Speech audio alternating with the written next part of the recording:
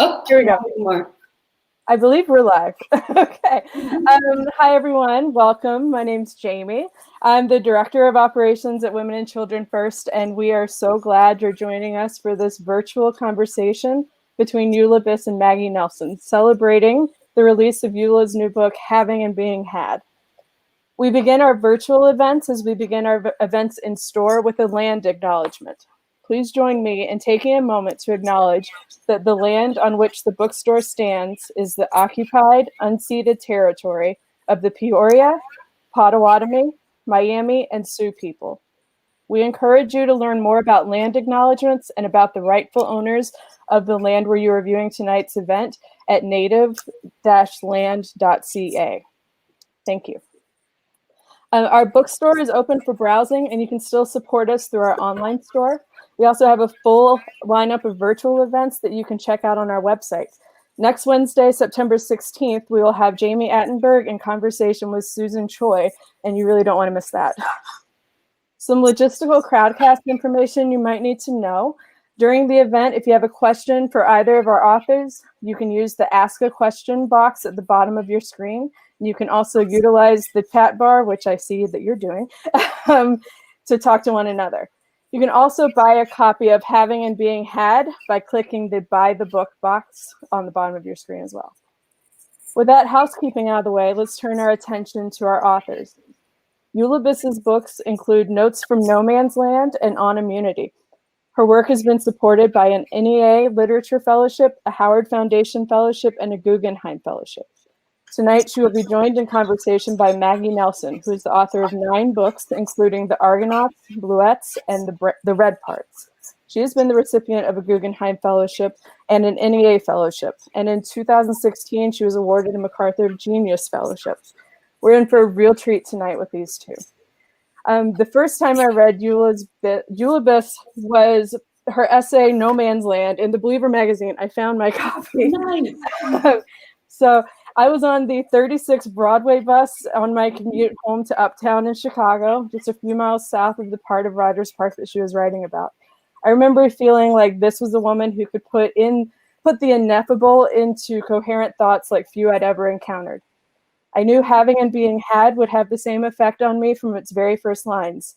Eula writes about capitalism, possessions, the economy of Pokemon, which is really important to me as a mom of a 7-year-old, and what we owe ourselves and our communities in a way that is brilliant and utterly timely.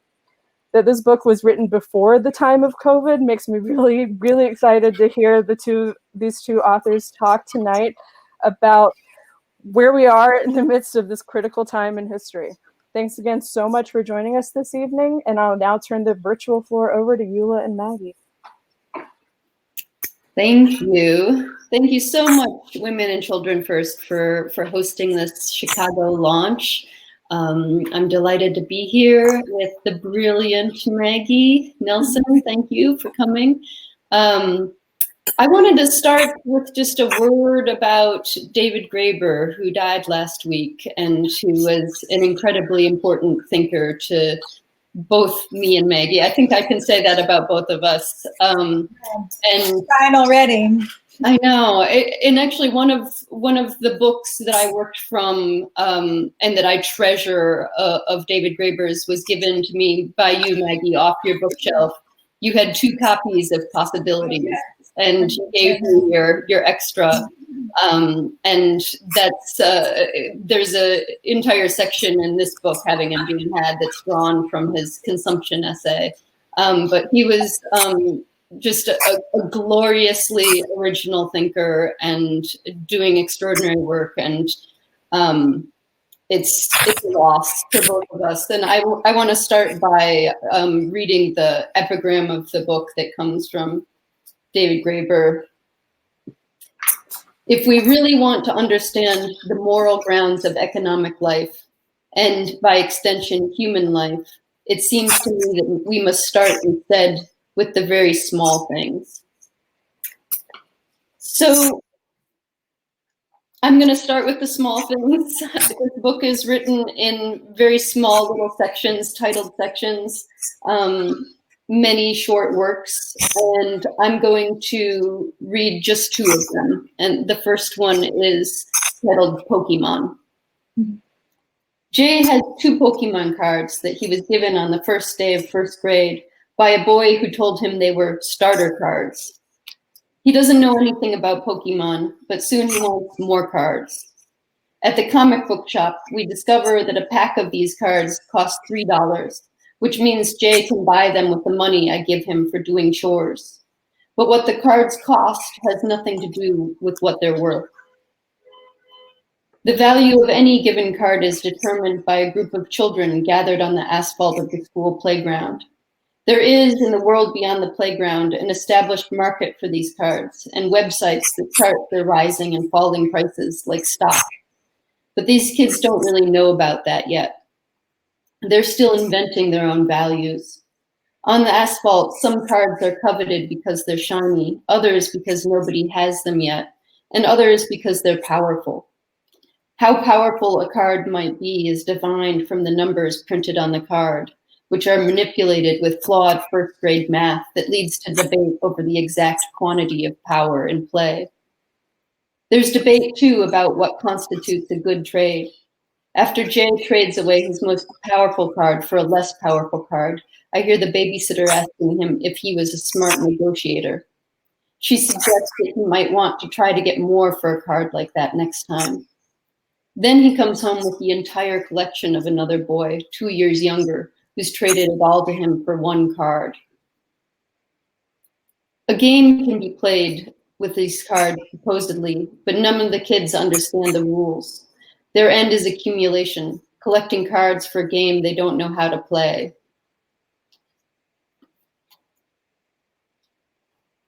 I'm skipping ahead 100 pages to a piece titled The Game. And I hear a little something, women and children. I don't know if everyone has their microphones muted. There's a little chirping. Okay, this is titled The Game. I'm about to load the dishwasher when John says, "Load that dishwasher." I ignore him and pick up a sponge to clean the counter. "We're gonna want that counter cleaned too," he says. I turn around. He's holding a dustpan and a broom. "Let's see some sweeping over there," I say. He smirks as he bends down to sweep up the coffee grounds around the trash can. I'm leaning against the counter now, laughing. He says, "If you can lean, you can clean." The name of this game is Assistant Manager, and the fun of it is that it's maddening. I couldn't play it at first because my irritation over being told what to do would flare into real anger, and then John would laugh at my anger, making me angrier. John has been playing this game since high school, when he worked at the grocery store where he learned Assistant Manager. Jay wants to know what we're laughing about, so I explain the game. If you're the employee, which is better not to be, the goal is to maintain your composure when the assistant manager tells you what to do. If you can, you should find a way to manage the assistant manager. Try to make the assistant manager work for you. If you're the assistant manager who always initiates the game, the goal is to act like you're in charge and tell someone to do something they were already going to do, as if it was your idea, so they'll feel like they're taking orders. "Mama," he says, "you do that to me all the time and you're not even playing." I pause. Yes, that's true, though I don't want it to be. And this isn't a game, it's practice for work. I'll end there. We can launch into it, Maggie. Uh-oh, you're still muted. You're still muted. Rookie mistake, which I'm not even a Zoom rookie anymore, but I thought maybe it was my chirping, so I turned off my mic. Thank you. Make you sound better. Hi, Eula. Hi, I'm so glad to see you. And this book is Eula's accomplishment, but I've had the good pleasure of having seen it, in various forms over the past few years, which makes, it's like it's so fantastic, and I feel like it just came into such beautiful form that I just feel like a sense of the accomplishment of it. I feel has bled out to my excitement about it. So I hope everyone orders it, and I'm really glad that you're here. And and I can't wait to talk about it. And there are a lot of things I want to talk about, and I'm sure we won't get to all of them. But since you were going to read the Pokemon and then the assistant manager game, and since we'd talk a little bit when you were writing the book about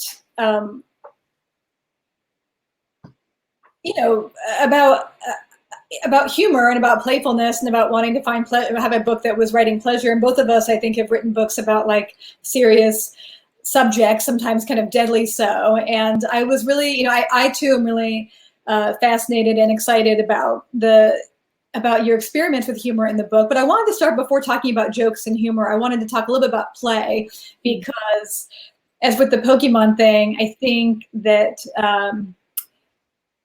I love Winnicott and other people writing about play and children and the importance of play. But when you have actual children, as we do, who know each other, you recognize, as per your Pokemon thing, that play is not like this thing it's cracked up to be all the time, like where it's devoid of violence or devoid of rules or devoid of heavily emotional investments. And my partner, who's really into game theory, I read a book of his recently that just said that the number one rule about games is never say to anybody it's only a game, which is kind of it's only life. Like life and games are not like whatever, that there's not the distinction that we think there is. So when you say it's only a game, you're really kind of insulting life. But I was wondering what you were thinking about, if you had that same revelation, and also how you thought about putting these deadly serious kind of games like Monopoly and these things put in this discourse that was about a form of lightness or about children's play,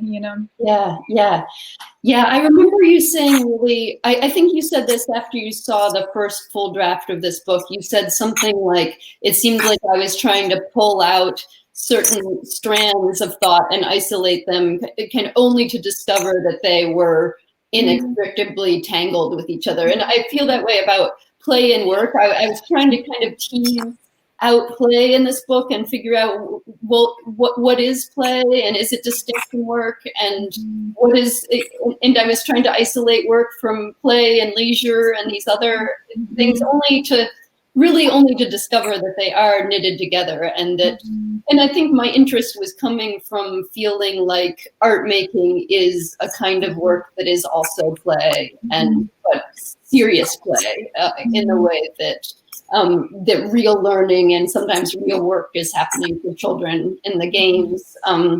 Real work is happening in the play of art making, and so I guess that's what I was trying to fool around with that a little bit, but then investigate games as a way of thinking about play, and then investigate also. There's a few sections about music, and which was interesting to me as work that's called playing, and trying to think about is there something kind of potentially subversive about play, even when it's serious play and when we know it's work, even when it's compensated the way work is the fact that there's something playful going on somehow.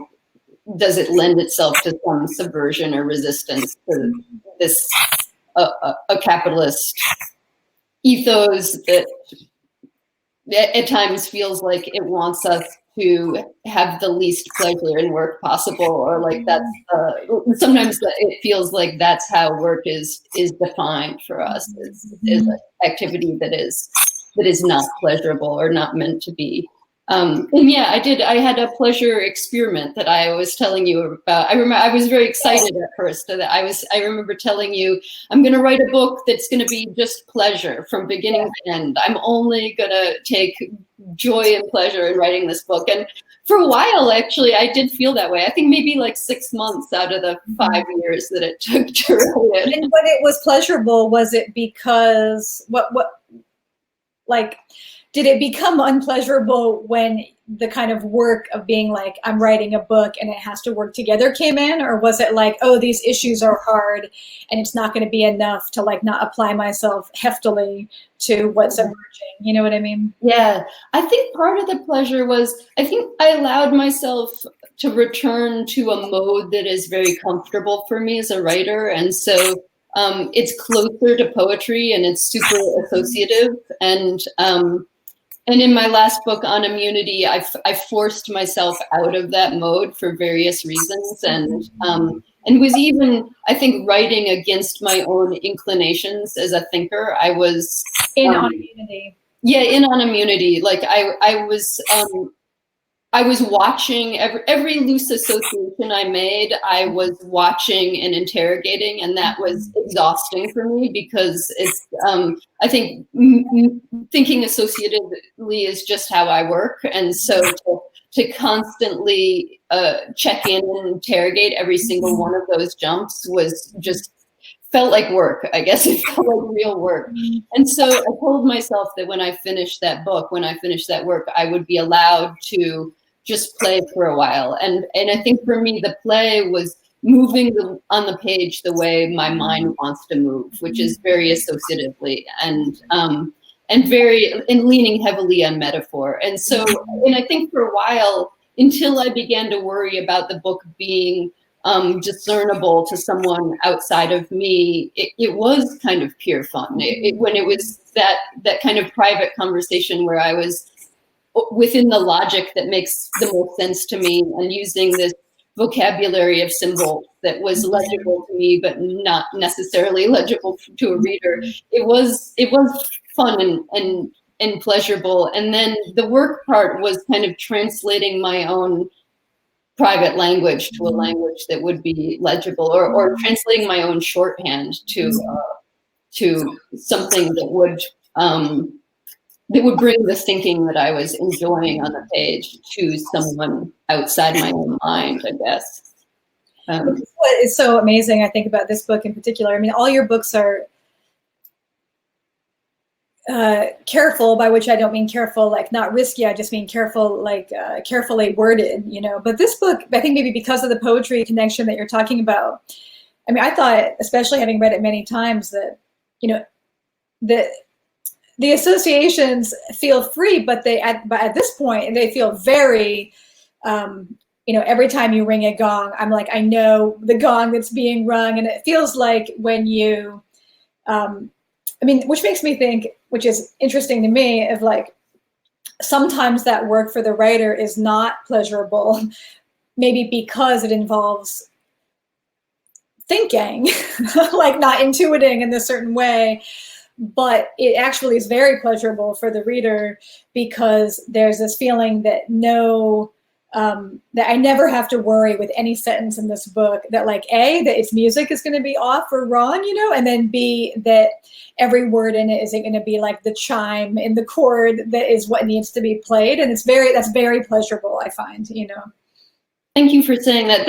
I feel like that's one of my primary pleasures in reading other people's work is feeling the hand of intent there, and I feel like that was part of the dance between work and pleasure in this book. Was I put a lot of work into ensuring that there was intent behind every move and every word. Because I want the reader to have the kind of pleasure that I have when I read a work where I feel the intent behind every move, even when I don't understand it. I guess maybe even especially when I don't understand it, I feel just a thrill from writing where I can just, the intent is just palpable, and I know that the writer's in control. And you also that takes a lot of work, as you know, right?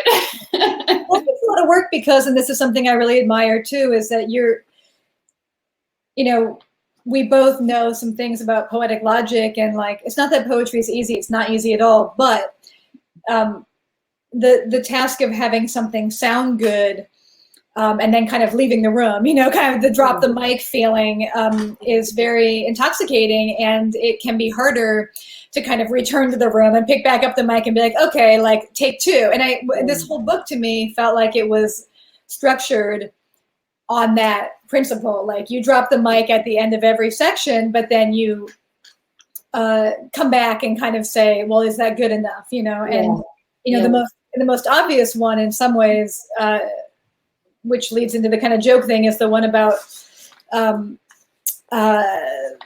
the one about your mom, and when you end the section saying, I think this is the definition of white privilege, like drop the mic, and then we start up the next section. I don't understand, my mother says. How is that the definition of white privilege? This isn't the first punchline, she's ruined. And it was so great because I too didn't really know what that meant. And I felt like in a poem or something, you might get off by saying like, well, hey, who knows what it means? Like, it's up to you to decide, or it's up to the reader, whatever. But then like the mom, you know, which I also love because she's kind of, you know, there are many people standing by in your head throughout your writing or your book kind of being like, come on, like, you know, that like you're performing how other people help you to think harder or better, whether they're books or actual people that you're talking to. And I in this one case, I too was like, but I also wondered, so that has to do with punchlines, right? And it has to do with jokes, and it has to do with, you know, it comes right after you say about this guy, your neighbor, who's talking to you, and he says, I guess God, he says, doesn't want me to have money. I'm not sure, but I think he's joking about God, which is really great also insofar as it kind of, you know, you're kind of also infusing this sense that everybody can be kind of half joking in what they're saying, even as you're taking them seriously. So it's really about conversing and irony, you know, and since the book is so much about imbrication, which is kind of a, you know, arguably one of irony's, you know, constituent features, that like we're within the system that we're joking about. I just wondered if, you know, I don't know if you want to say anything about jokes or punchlines or punchiness, just as a poetic attribute, you know? Yeah, I love all those observations you just made. There's like, speaking of pleasure, there's like no greater pleasure than to be read by you and out loud. It's just a total joy. I'm going to read the audiobook too, so if you'll pay me. So. Perfect. I want to annotate the audiobook. But yeah, what you were saying about the punchline and kind of dropping the mic, but then having to come back to it, that was, I felt like that was the rhythm that this book started to invite, was that, yes, I got to walk away whenever I wanted to because these sections were very short, but I had to, the rhythm of the book dictated that I had to return, that the thought couldn't be walked away from. And it wasn't just the rhythm of the book, it was also the people who are inviting me into conversations and who are pushing me. And some of those conversations are on the page and it's obvious. And, you know, when my mother says, I don't understand, and then I have to explain. And some of them are still off page in the margins. Like you were one of the people who was pushing me and asking me questions and getting me to think harder. And I feel like that it made it a better book.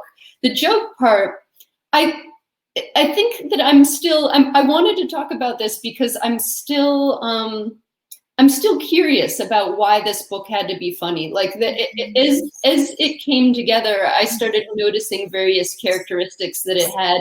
And kind of one by one, I came to understand the characteristics of the book and think, oh yes, this is why it has to be this way, and this is why it has to be that way.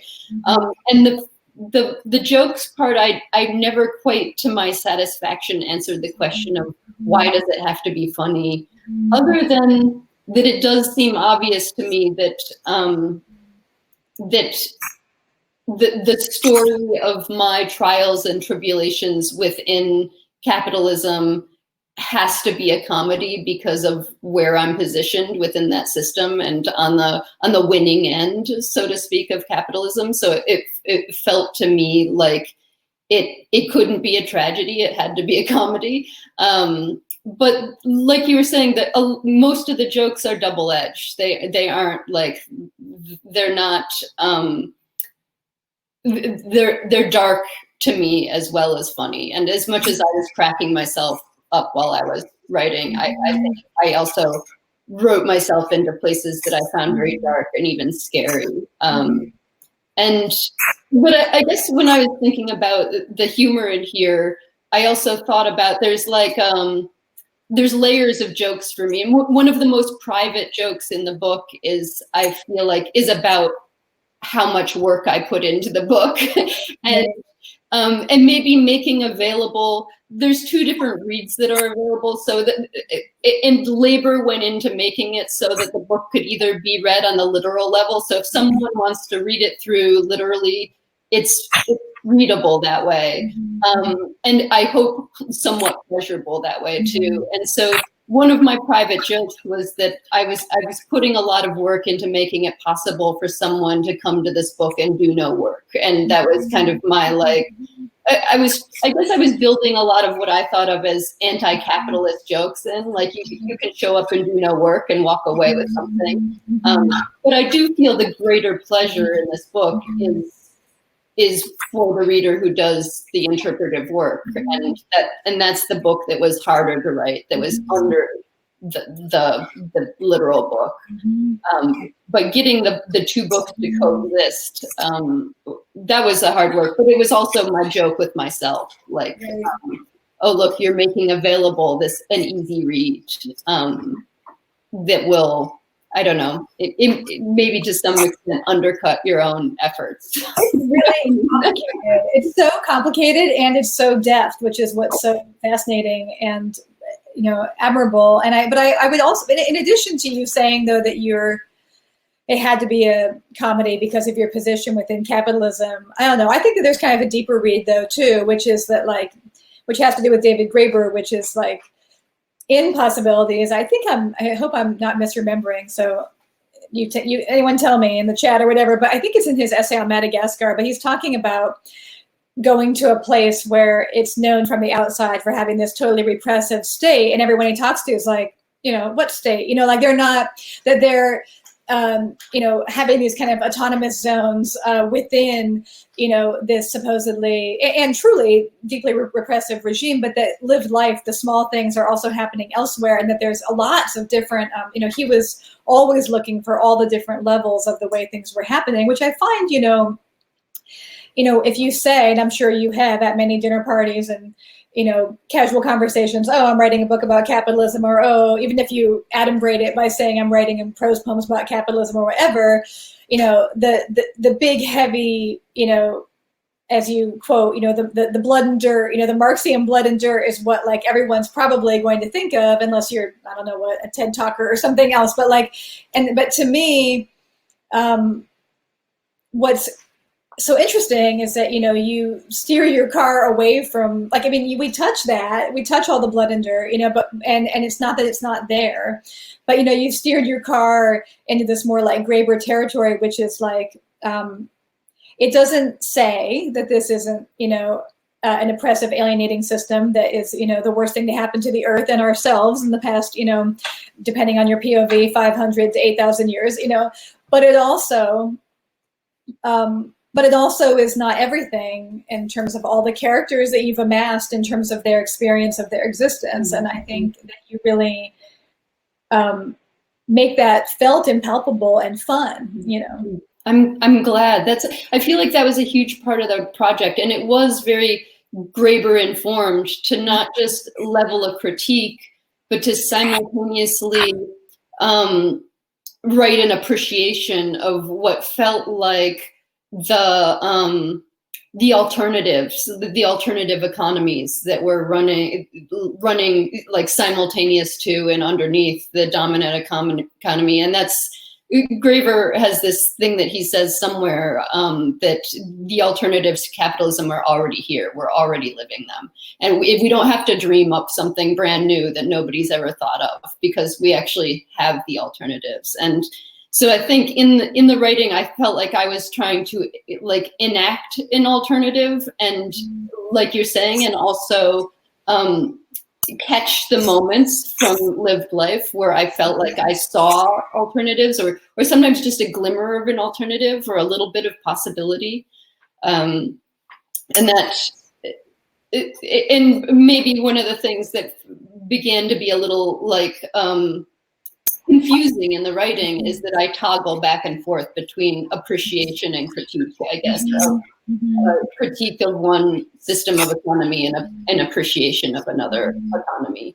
Well, the thing is though, if you start off as like, if your character, like your speaker, is a kind of paranoid critiquer, yeah, weirdly, the reader is going to be like, going like, yeah, well, what else? You know what I mean? So in you toggle between the paranoid critiquer and let the reader do that work, but then you go back to like being, you know, if you ever seem, which you don't, but if the speaker ever seems kind of like, I don't know, like momentarily naive or something, then the reader, it's just like it has, I mean, I think that toggling, it also demonstrates how it's not, how discussing capitalism isn't just like a series of facts we all have to buckle down to and agree upon.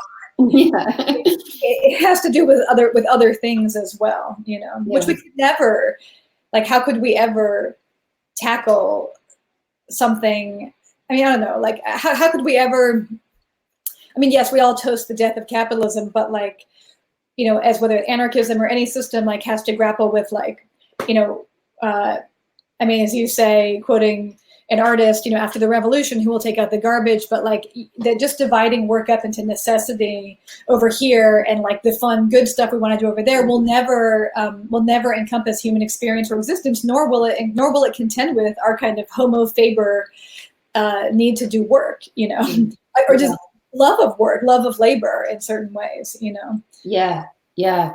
One of the things I love about your writing is your ability to capture the lived experience of art making and to articulate what it is to be an artist and to what it feels like to engage in art making. And I've seen several different things that you've written where you speak to the way the artist sits right on the edge of art and work and play, or somewhere where you said there was a flickering back and forth between work and labor, and so that it's very difficult to even tell what it is going on in any given moment, because there's so much. There's all the things that we associate with drudgery in art making. There's tedium and there's repetition and all kinds of undesirable elements, and then there's but this incredible capacity for transformation too. That for me, I feel like that's what brings me to the work and brings me to the page, is the possibility of undergoing a transformation. Mm-hmm. Yeah, I want to ask you about that too, because I love the part about Joan Didion in here, and I love it when you talk about her subject is self-deception, you know, and again, that piece with Didion's very like classic in terms of the way that you know, you just take us through all these different positionalities in and around Didion, but then at the end, when you kind of are paying homage about this idea of her subject was self-deception, and it made me think, you know, in a book like this, I mean, I think this all the time. I mean, I think it's very acute in memoir writing, but it could be acute in any form of writing, probably. It even could be acute in like abstract sculpture. I don't know, but I do think this question of like one way of thinking about getting deeper or thinking harder could be, you know, this unpeeling of like self-deceptions, because you write sentences that sound good, and then when you go back the morning after, you go, that's pretty cheap, you know. And I guess, you know, one thing that's really hard about finishing a book, as I'm trying to right now, is that you have to like make peace with like you unpeeled as many layers of self-deception as were available to you before deadline. You know? And that's really hard to like, if you know, it's hard to know when to stop. I just wondered if you have any thoughts about that. And also when you said you went to dark places, like what were they? I'm just curious too. Yeah, what were the dark places? You know, well, first I'll just speak to the thing you just mentioned, which I do feel like that's like it's the work and the transformation is there in your own, I guess when I say you, I mean me, my own encounter with self-delusion, coming up against it on the page, seeing it there and thinking again and again in this book. Also because of my genre, I had to read over a draft and think, is that true? And it's so often in draft form, I thought, it's not really true, or that's misleading in some way or another, and now I'm going to have to rewrite. And sometimes it was actually just basic information. You know, even my own class position. You know, I realized that I had delusions around my own class position. I I thought that I was, in a lower economic bracket that I'm actually in. And I was quickly disabused of that by just the numbers on the page. But it was also, I think it was a little sobering to me that I had managed to maintain that delusion until I wrote a work in which I asked myself to put the numbers on the page. But the dark places, I was really, one of the things that's caught my attention in the drafting process and that worried me and that made me wonder if there was something going on here that I needed to understand a little better was the appearance of the word death and dying and that repetition that came up.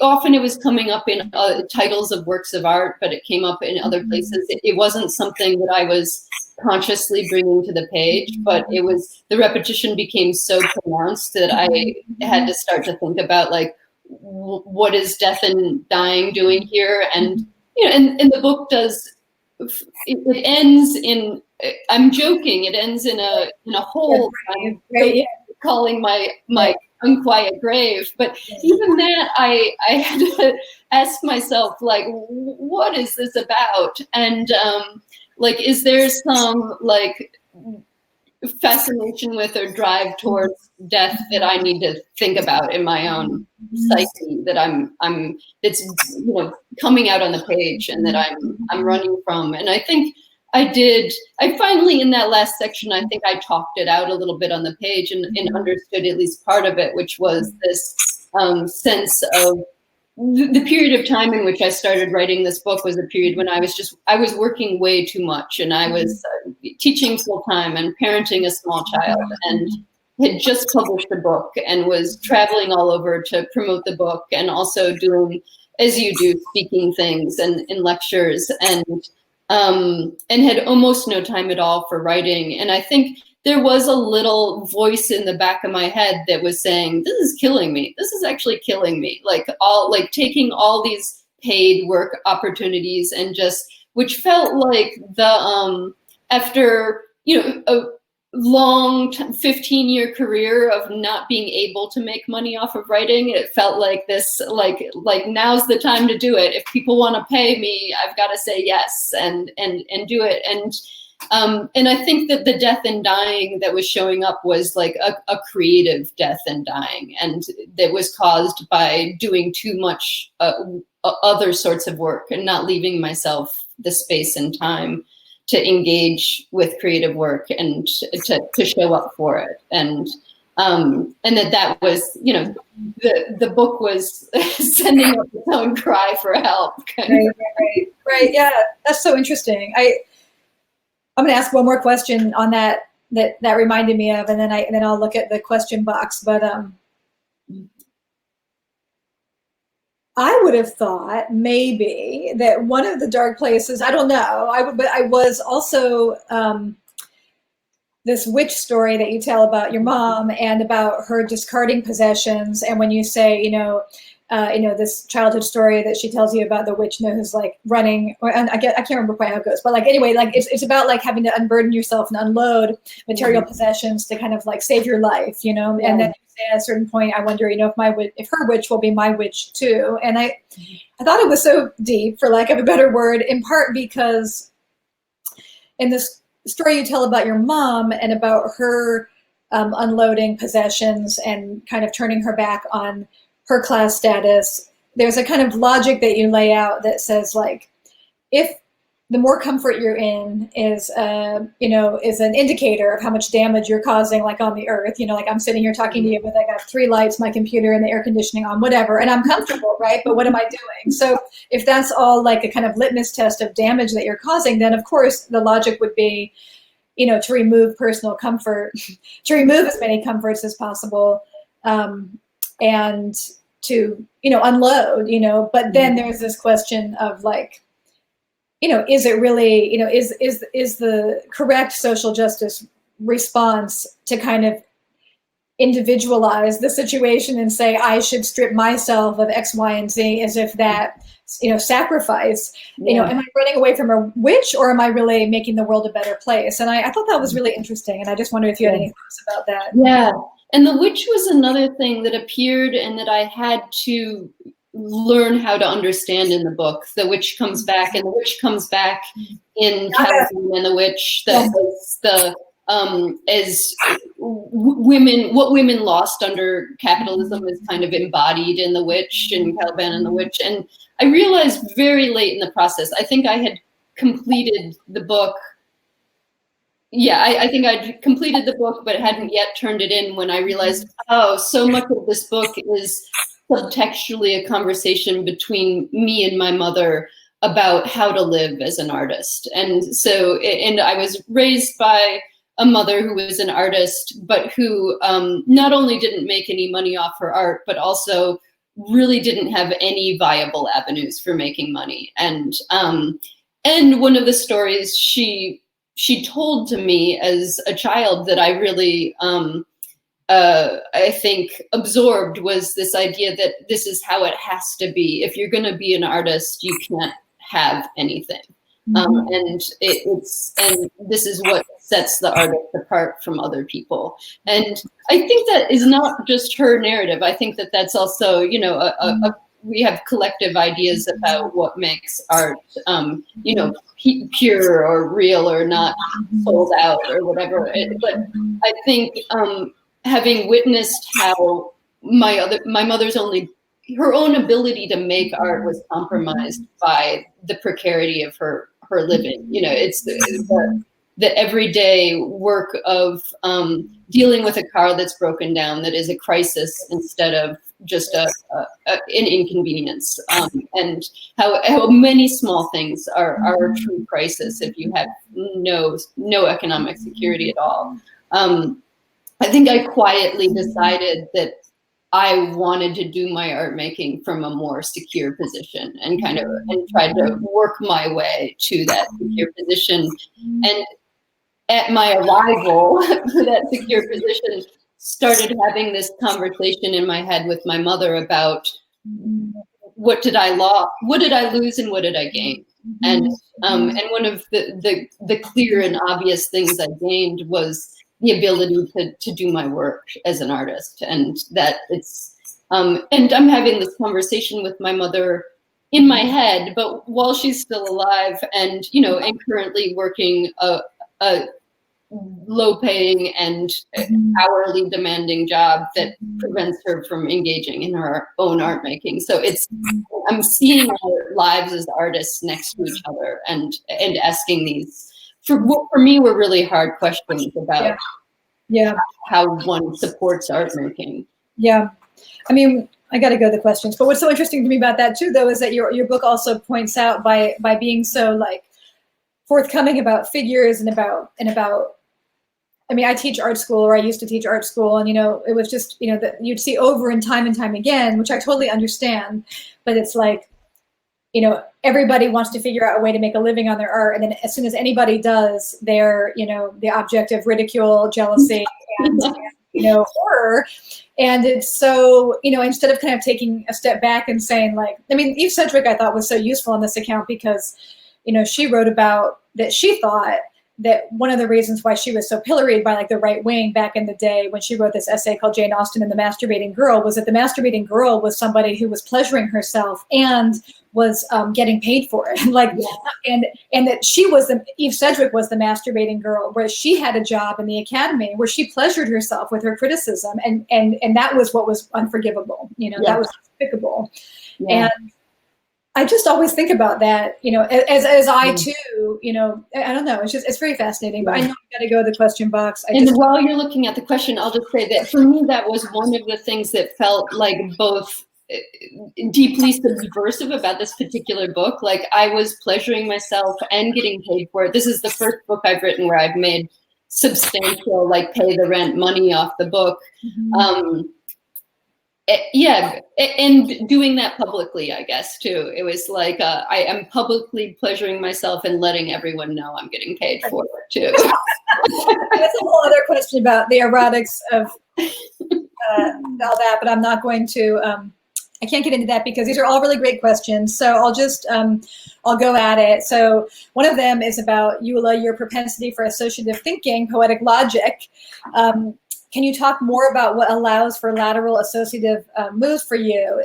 Wordplay, parallel images, something else? Yeah.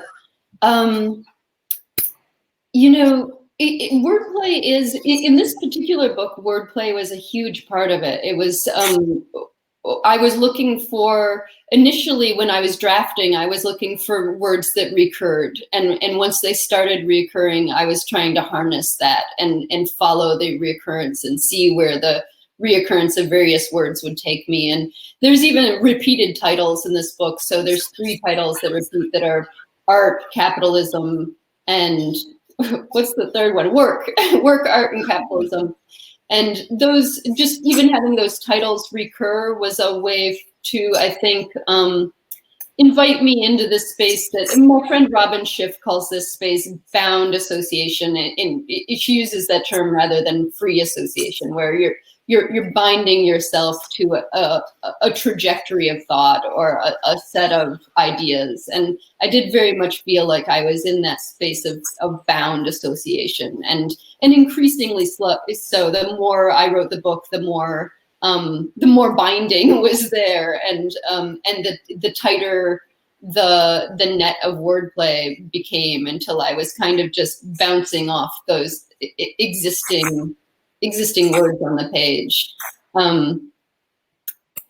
But it's also, I think association just happens for me. It is also just how my mind works. And for me, some of the labor or work, whatever we want to call it, in writing is then trying to track the association and figure out what the leap was about and why I went from one place to another, and sometimes to fill in the gap on the page.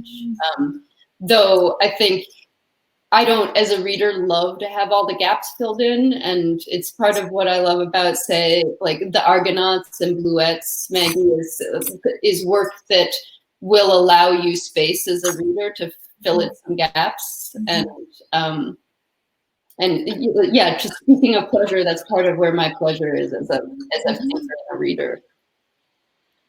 This is kind of related to that, because it says, could you speak a little more on the form and structure? How are you guided as a writer? Were the shorter sections part of longer pieces at any point? But I know, yeah, I'm curious too, when you said that you started off, like, yeah, you wanted to write shorter things that were bounded. You know? Yeah. Part of it was, this desire to go back to, I thought of it as a return to poetry, really. Like I thought, when I'm done with this book on immunity, I get, my reward is I get to go back to poetry, is what I told myself. But the structure partly emerged, I think, out of the constraints of my life. I did start it in that moment I was talking about, when I was working way too much and I had almost no time for writing. And I was jotting down just little notes that were almost like diary entries in the evenings right before bed. And they were just present tense moments that I knew I wanted to return to and think about further. But I was just saving them. And then when I returned to them, I started titling them. And so it just kind of was somewhat organically emerged, the form of titled short pieces that I'm now calling works. For a while I was like, what do I call them? And now I'm calling them works. But those pieces just started happening at first, and then they accrued their own rules. Or I guess I made rules for them based on what had already happened, including that they all had to start in the present tense. They all had to be titled. None of them started as longer pieces, but I wrote quite a few of them that didn't make it into the book, in part because some of them I realized would only work as longer pieces and wouldn't work as shorter pieces. So there was material that I threw out because it needed too much space, or it was, there was a section that was gonna, if I gave it what it wanted, it was just gonna overpower the other sections. And so I took it away. And yeah, there was a lot of, for me, there was a lot of work in pulling these pieces down to what felt to me like the absolute essential components, and then moving on to the next piece that would finish some of the thinking or complicate the thinking, or sometimes there's a direct contradiction or reversal in thinking from one piece to another. This is kind of, I don't know, the question says, can you speak on how your exploration and experience of capitalism, oh wait, it just moved away. Oh yes, I'm sorry, let me see. Of having and being had has developed, changed in 2020. You were done with this book last fall, right? Was it? Let's see, when did I actually finished right before the lockdown here. Okay. So I it got all my last changes in. Right. Yeah. February probably, yeah. Yeah, I mean, there's certainly been, I think it's hard to resist the temptation of like every now seems like it's the now that's going to redefine everything, when in fact, it's like, as we know as writers, we have to take like a longer vista. At the same time, I think that a lot of the economies that had been barely holding things together have collapsed in the past, 6 months. And so I'm curious as to, what your thoughts are. Yeah, I felt like my first sense around that was just that so much of what I've been trying to talk about that felt to me very subtle or hidden under the surface of middle class life in this country felt like it had been surfaced during the pandemic in ways that were really striking, but also that made it all far less subtle than it seemed during my writing process. And, even I was writing these sections about Virginia Woolf and her servants and thinking about the ways in which middle class life has been somewhat continuous, even though it's no longer the norm to have live-in servants. Like she was growing up in a house where there was, almost a 1-to-2 ratio of servants to people in the house. And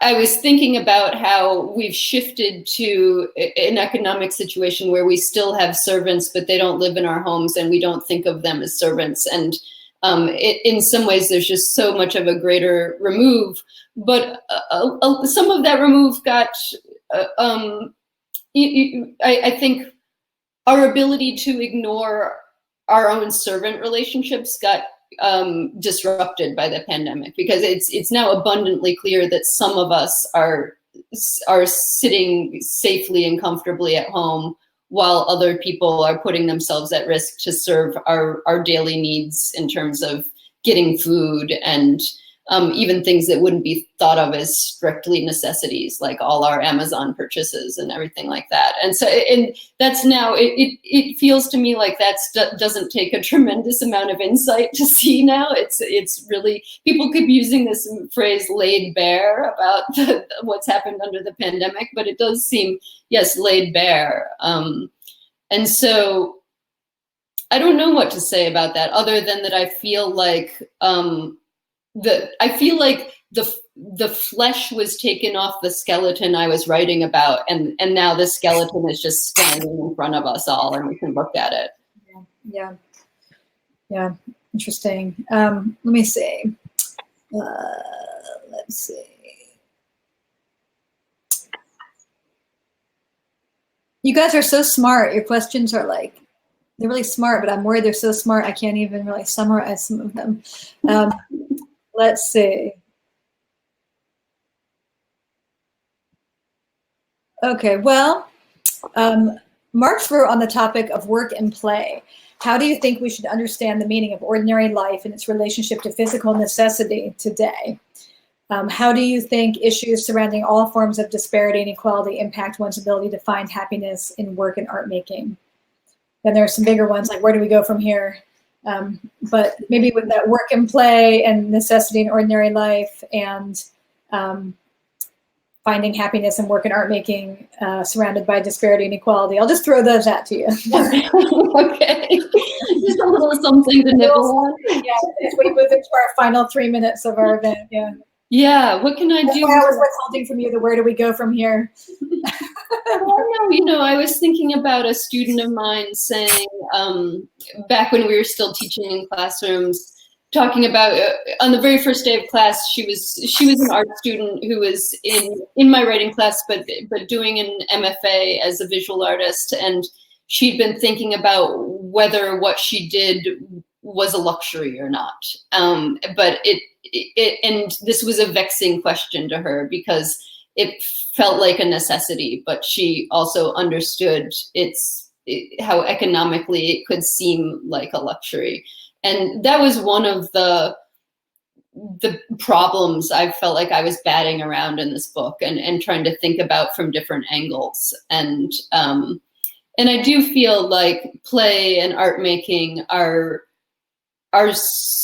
survival strategies that are actually not luxuries and that are not the strategies of the rich, and that it's you find and use those strategies when you're in economic duress and when you're and maybe actually there's a little less I don't know if you're in a economically comfortable situation, you maybe are not surrounded by people who are out of deep necessity constantly engaged in this survival play, I guess is what I would call it. And so your play has to come from somewhere else or be nurtured in different ways, or you have to seek out the people who are also engaged in survival play and play with them. And I guess I feel like that's what a lot of my intellectual relationships are, is survival play. I don't know, Maggie. I think I just talked myself into a hole. I don't know. Because your book ends in the hole, but the whole point about the hole, so far as I read it, you say many times throughout the book. I mean, you kind of have and I'm sorry, everybody, don't hate me. I'm shutting your comment box because I'm just going to say a couple things, and then we can maybe close it down. But just, that you have this, you set into motion at the beginning of the book this whole notion of burning it down with Norwegian wood and burning the house down, and then later on your friend says the only way you can end this book would be by burning it all down. But yet you also have this kind of thread throughout the book saying, there'll be no revolution on my watch, which is kind of like a joke and not a joke about your kids at the museum, but asking the financial planner, is there any way out of this? The end being in the hole. And I think to me, and this is again about the humor and about the tone of the book, the kind of joke, not joke, is like, somehow you manage to make it be like, you excite the hunger for burning it all down, but you also, don't, you're not going to get lost in like a revolutionary fervor of thinking that, the conflagration is somehow going to, deliver us unto getting out of everything, because again, with this is a whole other topic, but the way that you also have, the labor of child care and reproduction as a kind of third term into Marx's play and labor, and that reproduction was like the lost island, and all those kind of things they're not solved necessarily by certainly not an abolition of capitalism that doesn't contend with the labor of care. So there's all these kind of, I feel like the book, it allows for all that. And it kind of has like a, I don't know, it just has a kind of, I don't even know what you want to call it. It's not even like a joie de vivre. It's just like it's like a steely, pleasurable resilience, that you model throughout. So anyway, that's what I have to say. And if there's, Eula, you want to say anything in closing? That is great. I love that, Maggie. I want to end on steely, pleasurable resilience. Fantastic. To all of you, all the 171 people who we can't see, but we have the feeling somehow in the ether are there. And thank you guys all for coming so much. Eula, I love you. I love talking to you. I love you. Thank you, Maggie. Eula's book is fantastic. And here's Jamie. Hi, I'm back. I just want to say that your comments and questions, everyone, were just phenomenally smart, and the ability for Eula and Maggie to synthesize that and answer it just continues my contention that Eula thinks in coherent paragraphs. So thanks everyone for joining us. And again, you can still buy a book on our website. And I really hope that you all have a great night. Thanks so much for joining us. Congratulations, Eula. Take care. Thank you, Maggie. Thanks so much. Yeah. Thanks Bye. so much, children. Thank you.